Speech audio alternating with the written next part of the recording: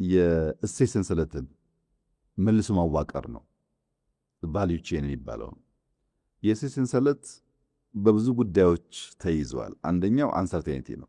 ስለምንም ነገር እርግጠኛ መሆን የማይቻልበት ዓለም ሆኗል። የንግድ ውጥረቶች ለመጠቀም ካለ ፍላጎት ብቻ ሳይሆን አንተን ለመጉዳት ካለ ፍላጎት፣ ሀገራት ሰርተው ለመጠቀም ብቻ ሳይሆን ሳይሰሩ አንተም እንዳይሳካል ለማድረግ ከፍተኛ የንግድ ውጥረቶች አሉ። በታሪፍ ኤክስፖርትን በመገደብ ኢምፖርትን በመገደብ የሚታዩ ከፍተኛ ውጥረቶች አሉ። ያው ይታወቃል ዓለም ላይ በወረርሽኝ ምክንያት የሚከሰቱ መስተጓጎሎች አሉ። ያልታሰቡ ነው። አታቆም ድንገት ይመጣና ብዙ ነገር ያበላሻል። ጂኦፖለቲካዊ ፉክክር ልክ አሁን እንደምታየው በአገራት መካከል ያለ የጂኦፖለቲካል ፉክክር በከፍተኛ ደረጃ ንግድን፣ ኢንዱስትሪን፣ የኢኮኖሚክ እንቅስቃሴን ነው ይመታው። አስበው አይደለም። ሁለት ሰዎች እዛ ማዶ ይጣሉና ሳታስበው አንተን አፌክት ያደርጋል። የሎጂስቲክስ ስጋቶች በአየር በየብስ በባህር የሚደረጉ እንቅስቃሴዎች አሁን በግልጽ እንደሚታየው በከፍተኛ ደረጃ አንሰርቴኒቲ ይታይባቸዋል። በእርግጥኛ ፕሮአክቲቭሊ የሄድንበት ጉዳይ ይሄ ጉዳይ ነው።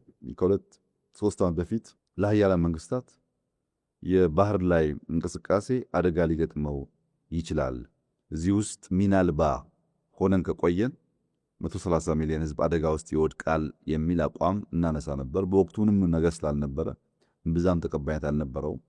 አሁን ግን ብዙዎች እያመኑበት ያለው ጉዳይ ነው። ከባህር መራቅ የባህርን ወይም የየብስን ትራንስፖርት ወይም የአየርን ትራንስፖርት ግድ የለም በቀላል አገኘዋል ብሎ ማሰብ የማይቻልበት ሁኔታ እየተፈጠረ ነው ያለው። ሀገራት ለጥቅማቸው አንዳንዴ አንተን ለመጉዳትን ሲሉ ያንን ሩት ይቆጣጠራሉ። ይህ አንሰርቴኒቲ ሌላ አዝማሚያ ነው። ማምረት ብቻውን ኤአይ መጠቀም ብቻውን ውጤታማ አያደርግህም። ይህንን ጉዳይም በደንብ መገንዘብ ካልቻልክ እንደ መፍትሄ ደግሞ የምታያቸው ምልክቶች አሉ፣ እንድምታዎች አሉ። አንደኛውና ዋነኛው ፕራግማቲዝም ነው። ቅድም ባነጻው መጽሐፍ ላይ በደንብ እንደተቀመጠው ፕራግማቲዝም ማለት አሁን የምታየው ማንኛውም ነገር ነገ ላይሆን ስለሚችል ነገ ላይም ሁኔታውን አይተህ ጥቅምን ማዕከል አድርገህ መወሰን እንጂ ከዚያ ውጭ ያለው አካሄድ ፕራግማቲክ ያልሆነው አካሄድ ውጤታማ አያደርግም የሚል ነው። በብዙ ምክንያቶች ለምሳሌ እንደ አንድ ኤግዛምፕል እናንሳ። የኢራን ጦርነት ሲጀመር ከዚያ ሳምንታት በፊት በማዕቀብ ላይ የነበረው የራሻ የነዳጅ ምርት የጋዝ ምርት በከፊል ማዕቀብ ተነስቶለታል። ለምን? ሁለቱም ከተዘጉ እነሱ ብቻ ሳይሆን የሚጎዱት ሌላውም ስለሆነ ፕራግማቲክ የሆነ ዲሲሽን ነው። ልክ እንደዚሁ ጠላቴ ከምትለውም አያስፈልገኝም ከምትለውም ሰው ጋር ትናንትና ትክክል የወሰንከውን ውሳኔ የምትቀይርባቸው በርካታ ትሬንዶች አሉ ማለት ነው። ሁለተኛው በጥቂት ሀገራት የተጀመረ እኛም ማሰብ መምከር የሚገባን ነገር የፕላስ ዋን ስትራቴጂ ነው። የፕላስ ዋን ስትራቴጂ ለምሳሌ አንተ ኢትዮጵያ ውስጥ ሳሙና ታመርታለህ።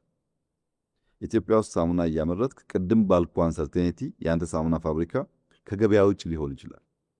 ልክ ያንተን ፋብሪካ የመሰለ ፋብሪካ ሌላ ቦታ ሌላ ሀገር ትወስዳለህ። እዚህኛው ችግር ቢያጋጥም ያኛው እንዲሰራ፣ እዚያኛው ችግር ቢያጋጥም እዚህኛው እንዲሰራ፣ በአንድ ፋብሪካ ዲፔንድ ማድረግ አያዋጣም የሚል እምነት ፕላስ ዋን ስትራቴጂ ይሉታል።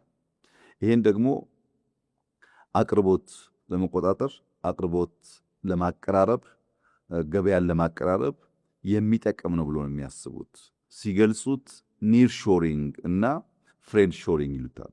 ኒር ሾሪንግ ማለት ደቡብ አፍሪካን እንደ ገበያ ማዕከል ብትወስድ ያንተን ፕላስ ዋን ፋብሪካ ቦትስዋና ላይ ወይም ዚምባብዌ ላይ ብትተክል በቅርብ ርቀት የደቡብ አፍሪካን ማርኬት ትቆጣጠራለህ። አንድ ፕሮዳክት ከዚህ ደቡብ አፍሪካ ከሚሄድ ከቦትስዋና ወይም ከዚምባብዌ ደቡብ አፍሪካ መሄድ ይቀለዋል። ኒር ሾሪንግ የሚባለው እሱ ነው። ለገበያ መቅረብ። የአፍሪካን ማርኬት የሚፈልጉ ሰዎች ከርቀት አምርተው ማምጣት ሳይሆን በአፍሪካ አካባቢ በቅርብ ርቀት ውስጥ ማምረትና ገበያውን መያዝ። ፍሬንድ ሾሪንግ ማለት ደግሞ ትሬንድ እንዳልኩ አዝማሚያው በጣም አንሰርቴን ስለሆነ በዘላቂነት ስቴብል ናቸው ታማኝ ናቸው፣ ወዳጅ ናቸው፣ ሀብቴን ጉልበቴን በቀላሉ አያጠፉብኝም ብለህ በምታስባቸው ሀገራት ላይ ኢንቨስት ማድረግ ማለት ነው። ያ እንግዲህ ግምት ነው። አንሰርቴኒቲ መልሶ ይውጠዋል። ግን በተቻለ መጠን ታሪካቸውን ስትመለከት ዘላቂነት ኮንቲኒቲ ያላቸውን ስርዓቶች፣ መንግስቶች፣ ታማኞች አካባቢ ኢንቨስት ማድረግ እና በዚህ ምክንያት በቀጠናዊ አቅርቦት ሰንሰለቶች ውስጥ የኒር ሾሪንግ እና ፍሬንድ ሾሪንግ የፕላስ ዋን ስትራቴጂ ለዛ አንሰርቴኒቲ እንደ አንድ ትሬንድ ነው።